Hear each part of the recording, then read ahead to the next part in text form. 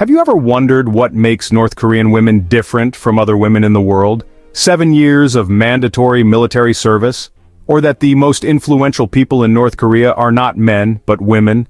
And that they have no say in what they wear and are indoctrinated? There are countless crazy things waiting to be discovered. Stay tuned because this video is full of revelations hotter than fire.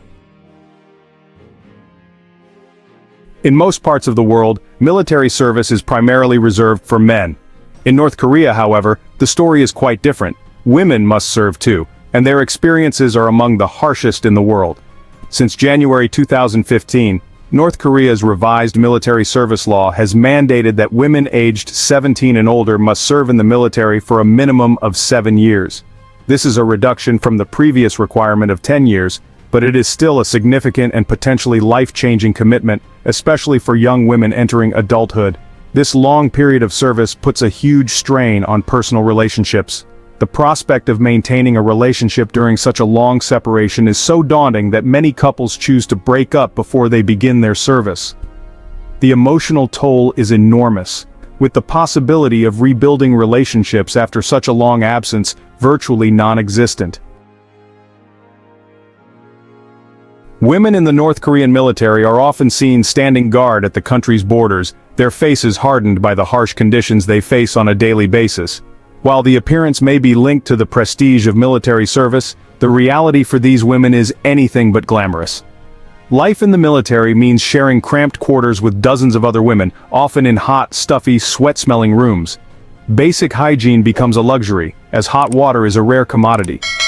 The lack of adequate facilities, coupled with inadequate nutrition, leads to widespread malnutrition.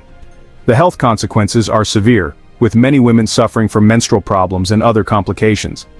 Despite these harsh conditions, many women endure hardships in the hope that their service will lead to better opportunities later in life, especially in securing a position in local government. However, the personal cost is high. The strict and serious attitude that military service often imposes on these women can make it difficult for them to find husbands after they are discharged. These experiences leave them with attitudes that many men find intimidating, and few want to marry a woman who has been shaped by such a strict and often inhumane system. In North Korea, even the path to becoming a policewoman is challenging. Candidates must meet strict criteria. They must be single, attractive, and must retire before the age of 26. Furthermore, marriage is not an option for those who take on this role, because it would mean losing their position. How do you feel about the challenges these women face? Do you think the sacrifices they make are worth the benefits they stand to gain? Leave your thoughts in the comments below. You may be familiar with the old saying that men build houses, women build homes. But in North Korea, the reality is quite different. Here, women shoulder the financial burden, becoming the primary breadwinners. According to a recent study by the Korea Institute for National Unification, North Korean women are responsible for more than 70% of household income. How do they achieve this? Most are involved in black market trading, an illegal but vital economy that keeps their families afloat. Meanwhile, North Korean men typically work for the government or serve in the military, but their monthly income is shockingly low, ranging from $37 to $110. By comparison, that amount of money would only buy 1 kilogram or about 2 pounds of rice, which costs nearly $160. You might wonder why these men don't quit, but in North Korea, quitting a government job or military service is not an option. On the other hand, a small survey of 60 women who have fled North Korea found that their monthly incomes ranged from $50 to $150, significantly higher than their male counterparts. It's not just a matter of making more money for these women, it's a matter of survival. It's no surprise then that nearly 70% of North Korean defectors are women. Many flee their homeland in search of better opportunities, desperate to escape the crushing responsibility of being the sole provider for their families. This harsh reality has also led to an increase in divorces. Many North Korean women see their husbands as empty, exhausted shells who cannot contribute meaningfully to the well-being of their families. For young men, the black market offers a rare opportunity to build a future with less risk, largely thanks to the income their wives generate. When it comes to beauty standards, North Korea is truly a world apart. In this tightly controlled country, beauty is about more than just appearance. It is deeply tied to the values and ideology of the regime. In North Korea, plastic surgery is not only frowned upon, it is officially banned. However, that does not mean that plastic surgery never happens. According to recent reports, minor cosmetic procedures such as eyelid surgery, lip tinting, and eyebrow tattooing do take place, but they are done in complete secrecy. Instead of going to a clinic, North Koreans often perform these procedures themselves at home with the help of doctors and tools they bring with them. This secretive approach is necessary because the country has very few skilled surgeons, and being discovered can have serious consequences. For North Korean women, long hair is not just a fashion statement but also a duty. Women who choose to grow their hair long must tie it up. And if you're thinking of dyeing bright, eye-catching colors like blue, red, purple, or even a rainbow, think again. Such colors are strictly forbidden. The only acceptable hair colors are black or natural tones, as determined by the state. If a woman is caught dyeing her hair a bright color, both she and the hairdresser who dyed it can be fined, because bright hair is seen as a symbol of capitalist ideology, which the North Korean regime strongly opposes. Women in North Korea are not free to choose any hairstyle. The government designates about 15 state-approved hairstyles. These are considered appropriate by the regime, reflecting socialist ideals of modesty and discipline. Wearing a hairstyle outside this list can result in punishment, or at least unwanted attention from the authorities. Public punishments such as beatings or light torture may be carried out in front of the public. These acts are often used to set an example and create fear in the community. In some cases, the authorities may publicly criticize or humiliate someone in the national media. Those who are considered traitors or serious violators of the rules may be shamed in front of the entire country in order to destroy their reputation and credibility. Not only are the violators humiliated, but their families and communities may also be implicated.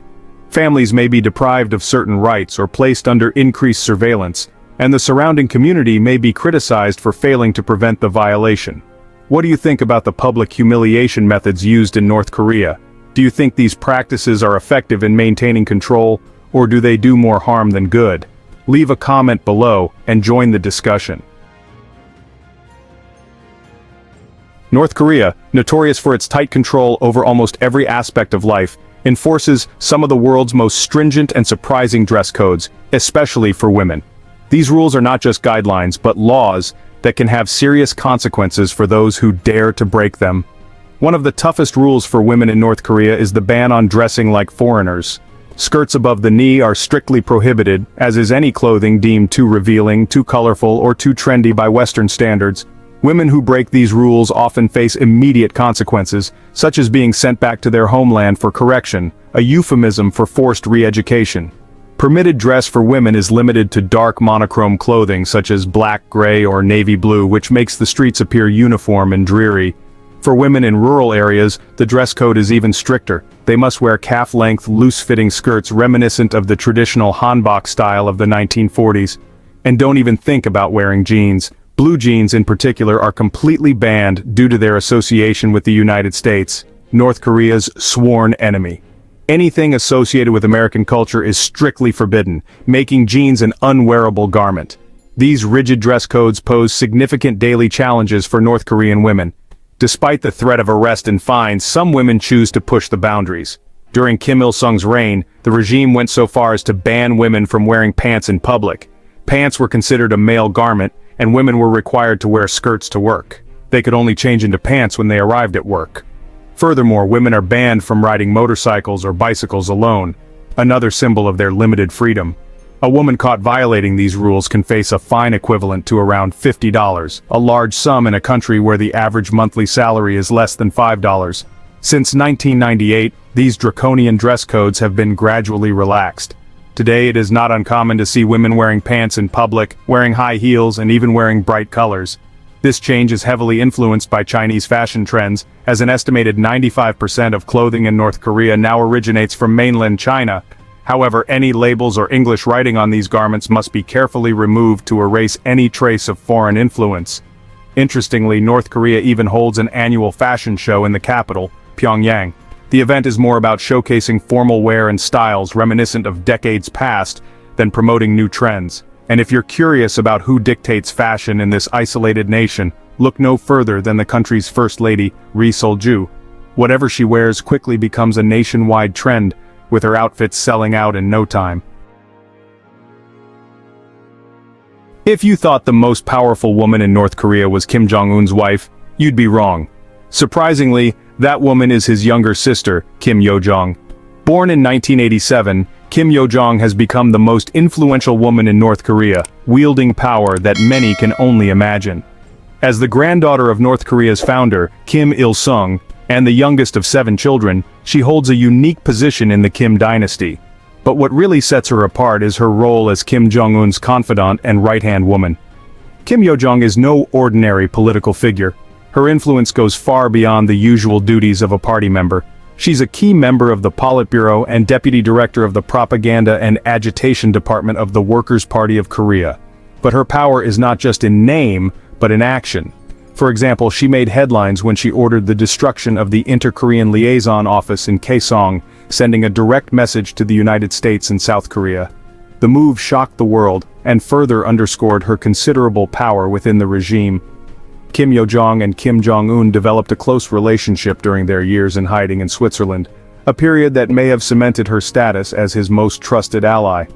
In May 2020, amid rumors about Kim Jong-un's health, speculation arose that Kim Yo-jong could be next in line to lead North Korea. With Kim Jong-un's children still young and his other brother out of the political spotlight, Kim Yo-jong emerged as the most likely successor. This made her the second most important figure in the country after her brother. Due to strict government controls and economic sanctions, North Korean women have limited access to beauty products. Most cosmetics are locally produced, often of low quality or smuggled in from China at high prices. Despite these restrictions, women are expected to maintain a simple and clean appearance, with natural beauty being heavily emphasized by the state. Due to strict government controls and economic sanctions, North Korean women have limited access to beauty products. Most cosmetics are locally produced, often of low quality or smuggled in from China at high prices. Despite these restrictions, women are expected to maintain a simple and clean appearance, with natural beauty being heavily emphasized by the state. There are 3 things you won't find in North Korea: blue jeans, bright hair dye, and earrings. In fact, in 2022, the North Korean Patriotic Youth League launched a nationwide campaign to eradicate what they called capitalist customs.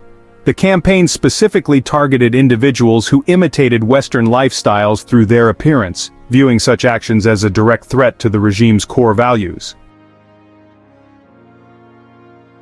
Before coming to the reality of indoctrination education in North Korea, I have a request for everyone watching. If you can help me, it only takes 10 seconds to hit the subscribe button. This really helps our channel grow and means a lot to us. In return, my team and I are committed to continuously improving the program for you. Do we have a deal?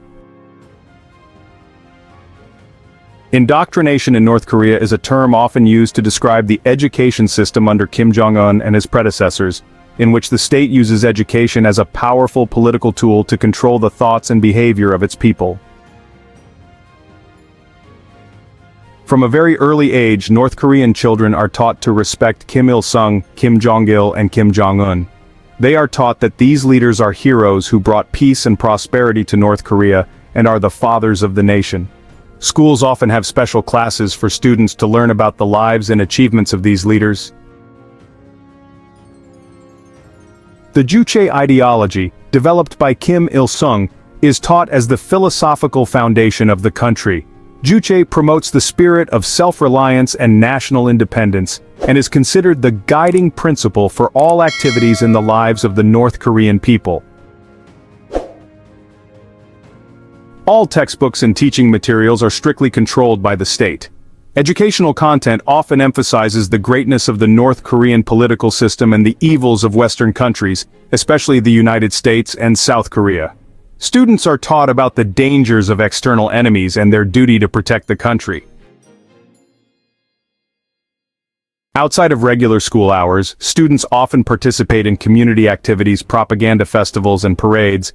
where they are reminded of their unity and loyalty to the leader and the Communist Party of Korea.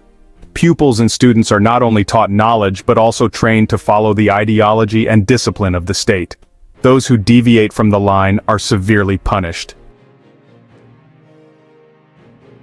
Public humiliation in North Korea is part of the regime's strict system of social control. It is a way for the state to maintain discipline, punishing those who are deemed to have broken the rules or behaved in a way that is inconsistent with the ruling party ideology. Here are some common forms of public humiliation in North Korea: self-criticism and public criticism. This is a common method in which individuals are forced to admit their mistakes to a group of people, usually their co-workers, neighbors, or classmates. They are asked to talk about their mistakes and pledge to correct them, while others in the group criticize and give feedback. The purpose is to shame the offender into a stricter adherence to state rules. In some cases, those accused may be brought before the public, such as at large meetings or community events. They may be forced to wear signs stating their crimes or stand before a crowd to be criticized. This not only humiliates the individual but also sends a message to others.